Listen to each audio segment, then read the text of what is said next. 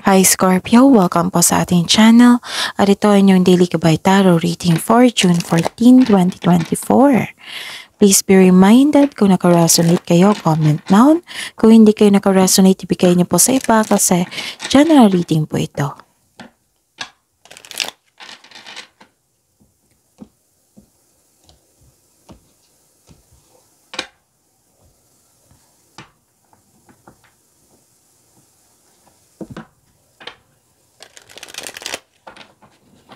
Gamitin ang reading na ito bilang gabay lamang. Please like, subscribe, and click bell button for notification para updated po kayo sa daily tarot reading natin. Maraming salamat po.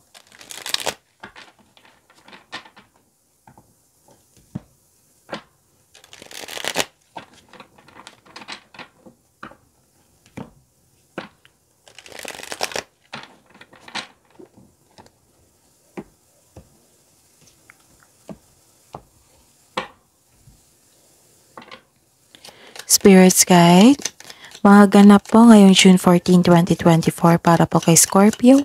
I need 3 cards po.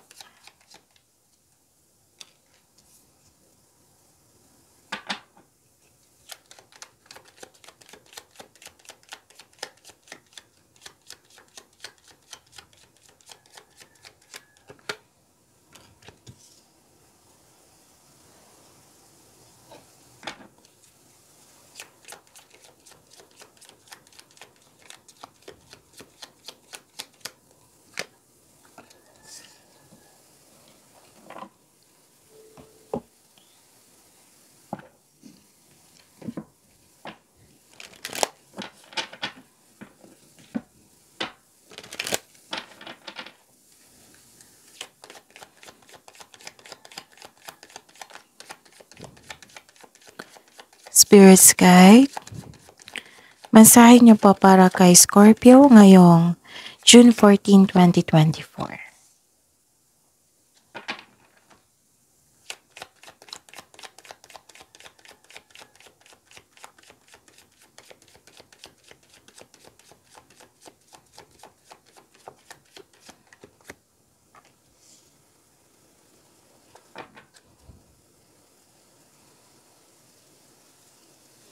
Okay. Scorpio, ngayong June 14, 2024, may nakita ko ditong change for the better. Yes, may nakita kong blessings dito. Change for the better. May nanganak, may nabuntis, may pagpapago, may pagbubunga, may delivery ngayon, may hinatid, ganun. May nakita kong improvement dito, promotion, good news, movement, pwede din na parang lumipat kayo, ganun. Long distance. Yes. May pagbabago po. May nakita ko ditong may meeting, pwedeng party ito, special event, social gathering, networking. Basta po may party ko nakita dito. Puro grupo ng tao to eh. Actually, 3 card na po nagsabi dito na may grupo ng tao dito. May grupo ng tao nag-uusap na, oo. Nakita ko dito na may, pwedeng nagbigay kayo ng time sa inyong family. Tapos nag-uusap dito regarding sa domestic matters, may property, tapos gusto nyo magpahinga sa, okay.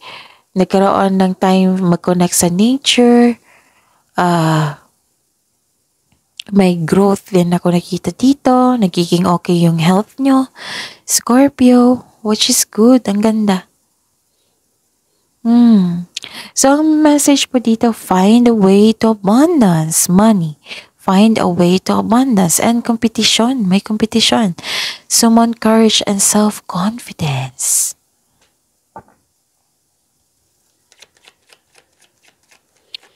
Spirits Guide, ano pang energy ni Scorpio ngayong June 14, 2024?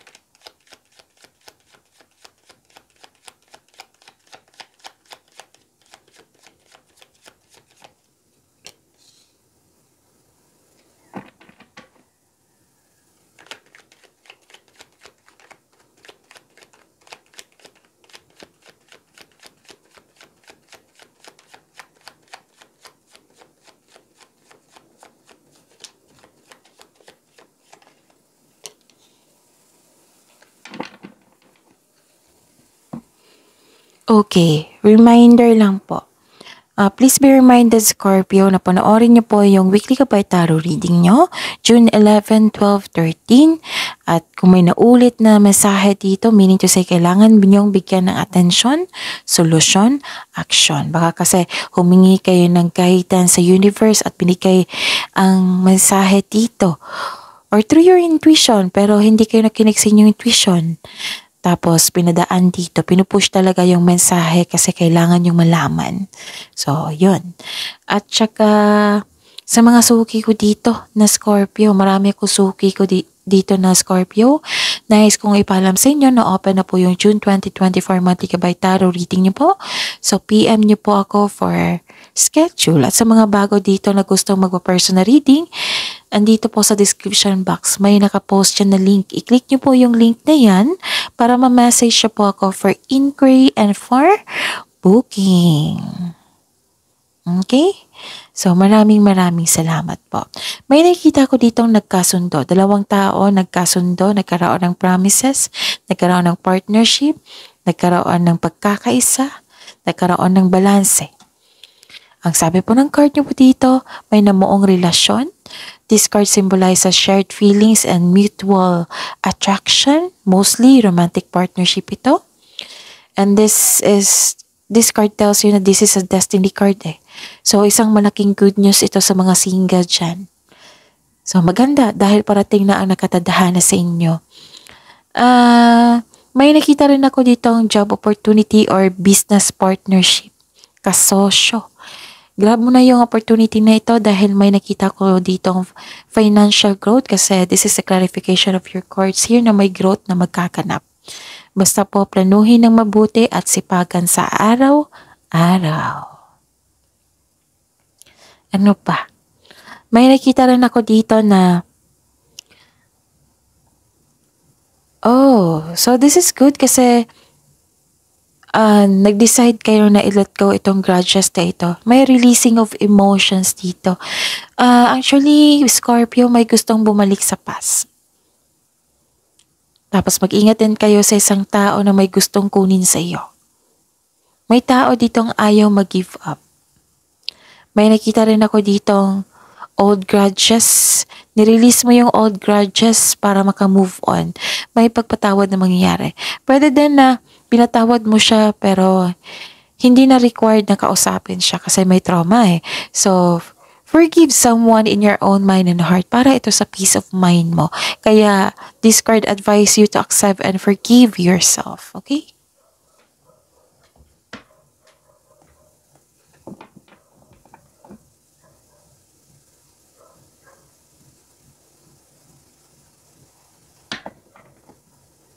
Spirit's Guide, Career and Money po ni Scorpio, ngayong June 14, 2024.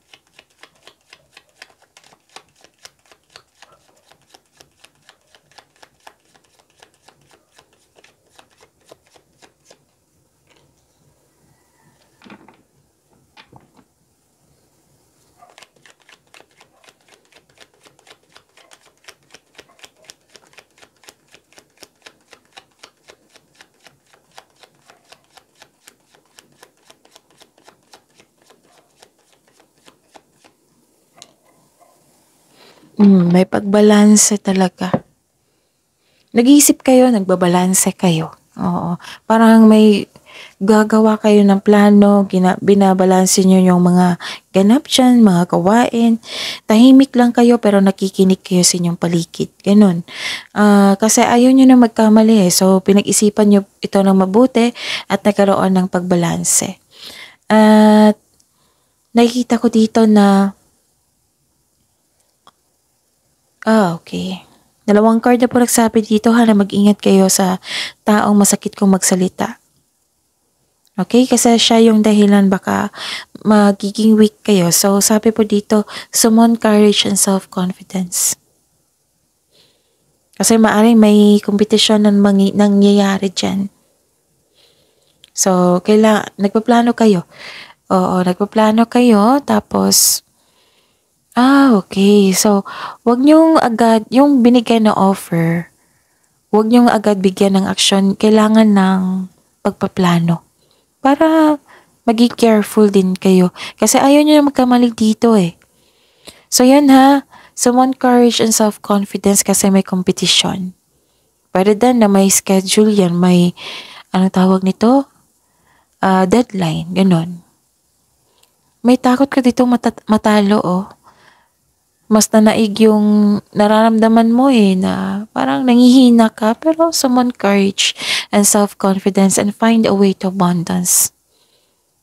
Mag-ingat po daw kayo sa isang tao na in denial, may selos, paranoid, kulang sa pasensya.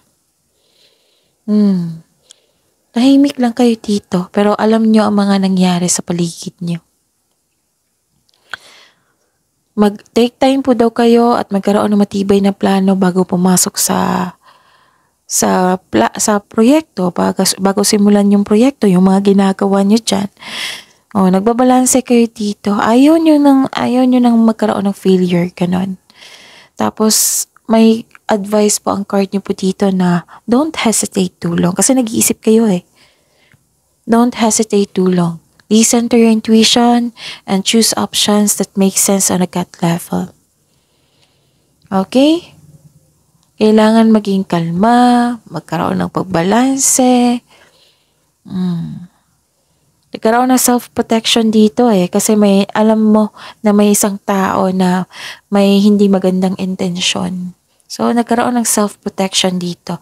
Gumagawa din kayo ng choices. Pinaprotektahan mo yung sarili mo na hindi ka masaktan dahil sa traumang nangyari sa past mo, kumbaga guarded ka. Or nakita mo na may tao talaga na may masamang treatment sa inyo. So, guarded po kayo. So, this is good. Okay. Kalma ka lang, pero nakikinig ka sa inyong paligid. May balanse sa choices dito. Oo. Nag-iisip ka muna bago magdesisyon para hindi na maulit yung pagkakamali mo dati. Tapos kung kailangan niyo po daw ng suporta, kasi nakikita ko dito parang nagkakaroon ka ng trust issue. So this card asks you to seek help or ask support para makatulong ito sa pagpagaan ng iyong isipan. Yung nabibigatan ka sa paggawa ng desisyon. Pero sabi po ng card dito, the best way kung ikaw mismo yung nakikinig sa sitwasyon at gumagawa ng pagkilos, gano'n. Pinaprotektahan mo yung sarili mo from pain due to fears na experience mo sa nakaraan. So, only you know what is best for you. Scorpio. Kaya, ayun. Maggawa ka ng courageous choices kung ikaw ay may tiwala sa sarili mo. Oo. So, trust yourself, Scorpio. Yun na, don't hesitate too long kasi grabe yung pag-iisip nyo dito. Like for example, like from morning to evening. Guarded kayo, ayaw nyo masaktan. Tahimik kayo kasi nag-iisip kayo. Spirit's Guide. Love Life, Self-Love, Partnership, and Romance ni Scorpio po ngayong June 14, 2024.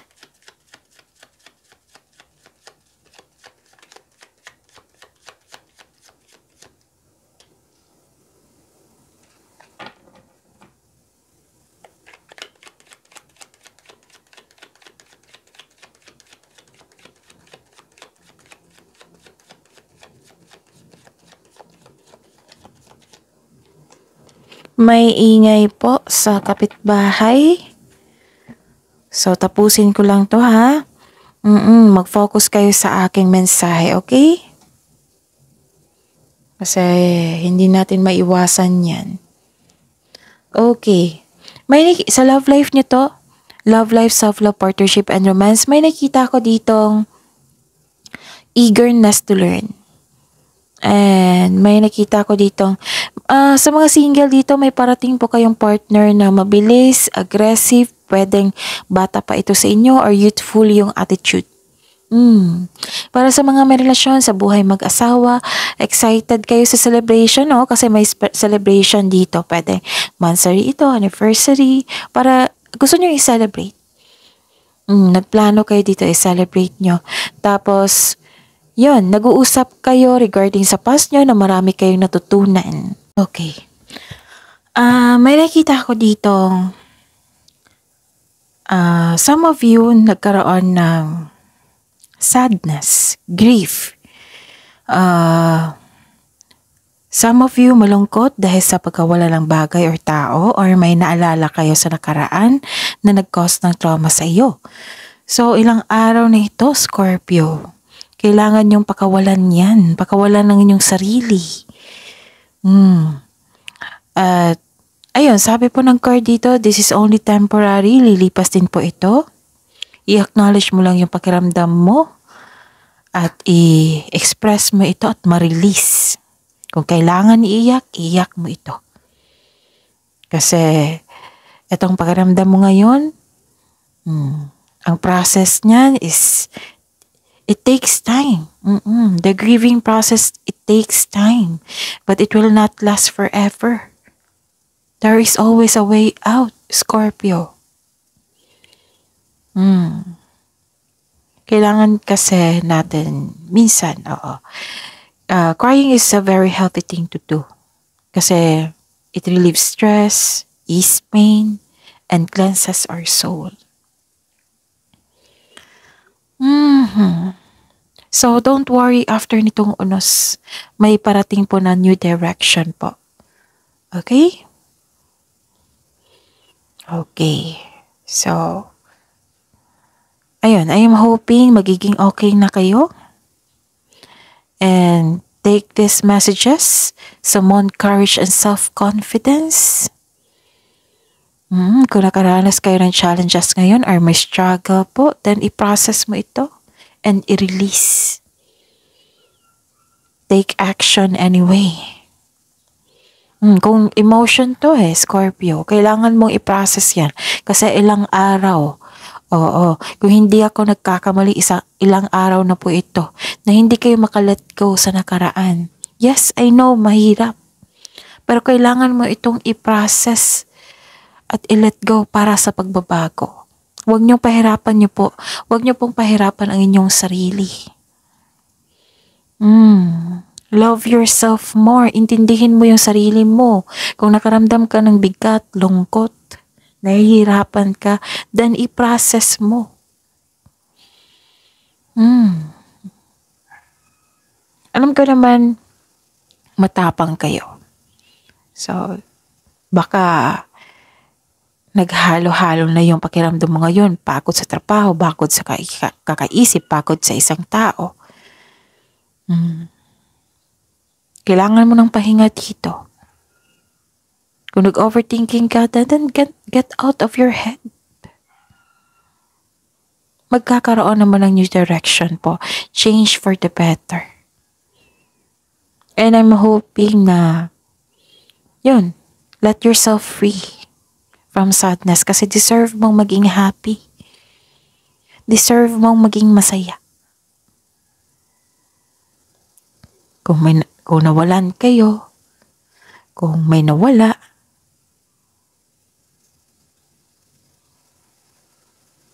pakiramdaman mo yung emotions mo ngayon, kailangan mong iiyak yan, kailangan mong i-release yan. Kasi don't worry. Don't worry kasi after nitong struggle, magkakaroon ng pagtatapos sa isang mapait na sinapit. Magkakaroon ng silver linings, moving on. Kung yun ay willing kayo, dapat maging willing kayo. Marami pang nagmamahal sa iyo, Scorpio. Give chance para sa inyong sarili. Kasi nahihirapan, nabibigatan, kailangan kayo makawala na dyan. Okay? So, that's it. See you tomorrow. And I'm hoping na magiging okay na kayo. And I'm praying magiging okay na kayo. Kaya, and Scorpio, may nakita naman akong support dito Isang grupo ng tao. It might be this is your family. Basta grupo ng tao. Ang swerte mo nga may very supportive kayo na family and group of friends. And Yes, may pagbabago, may growth naman dito after this ni ma-process mo yung emotions mo dito. Kasi madasalin kayo, Scorpio. Okay, so that is your reading, Scorpio. See you tomorrow. Please like, subscribe, and click bell button for notification para updated po kayo sa daily tarot reading natin. Maraming salamat po.